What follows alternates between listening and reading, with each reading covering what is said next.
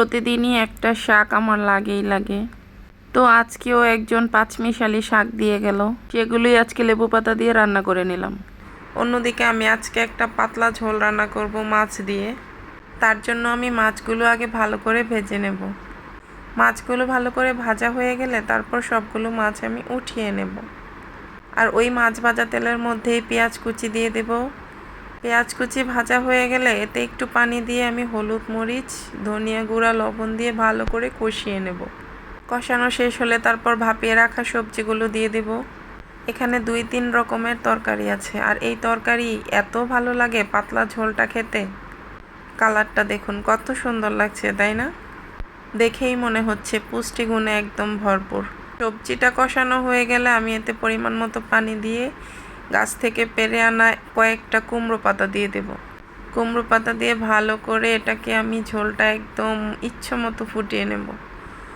এইদিকে তরকারি হতে হতে আমি ছাদ থেকে গেলাম কিছু ধনেপাতা আনতে।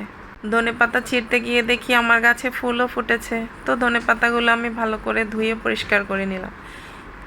এইদিকে হঠাৎ করে বলল আবার মেহমান আসবে, তাই তো আমি আবার ডিম সিদ্ধ বসাবো, আর মাছ আবারও নামিয়ে কয়েকটা ভেজে নেব অন্য একটা চুলায়। তো মাছ ভাজার জন্য আমি তরকারিটা অন্য পাশে দিয়ে দিলাম, দিয়ে এই কড়াইতে আমি মাছগুলো ভেজে নেব। হঠাৎ করে মেহমান আসবে বললে তো ঝামেলায় পড়ে যায়, তাই না? তো এদিকে আমার সবজিগুলো হয়ে গেছে, মাছ ভাজাগুলো হয়ে গেছে। তো মাছ ভাজাগুলো হয়ে গেলে আমি এক এক করে এই মাছগুলো আবার সব সবজিতে দিয়ে দেব। তো সবজিতে সবগুলো মাছ দিয়ে ভালো করে আমি রান্না করে নেব। আমার কিন্তু মোটামুটি সব রান্নাবান্নাই শেষ। এইদিকে বাচ্চারা বায়না ধরেছে তারা নাকি ইফতার পার্টি করবে।